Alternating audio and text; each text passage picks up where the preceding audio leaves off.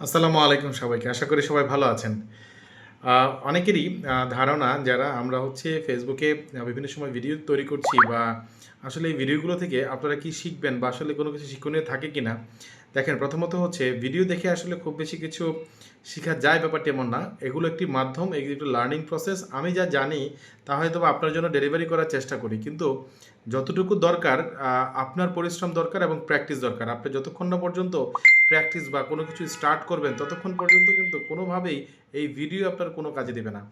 আমরা অনেক জায়গায় অনেক কিছু বলে থাকি যেগুলো আসলে আমাদের এক্সপেরিয়েন্সের কথা, যেমন চায়না প্রোডাক্ট কীভাবে নিয়ে ব্যবসা করবেন। বিভিন্ন সময় আপনারা দেখেন আমি স্টুডেন্ট কনসালটেন্সি করি, স্টুডেন্ট কীভাবে বিদেশে যায়, স্টুডেন্টরা কী কী জিনিস ফলো করলে খুব সুন্দরভাবে বিদেশে যেতে পারে। এছাড়াও কীভাবে আইটি বিজনেস করা যায়, এছাড়াও কীভাবে প্রোডাক্ট এনে সুন্দরভাবে একটি অনলাইন প্ল্যাটফর্ম বা একটি ফিজিক্যাল প্ল্যাটফর্ম তৈরি করা যায়, এই বিভিন্ন বিষয় নিয়ে কথা বলে থাকি। সুতরাং যারা প্র্যাকটিস করবেন বা কোনো কিছু মধ্যে ঢুকবেন তারাই শুধুমাত্র এটির একটি বেনিফিট পাবেন। ধন্যবাদ সবাইকে।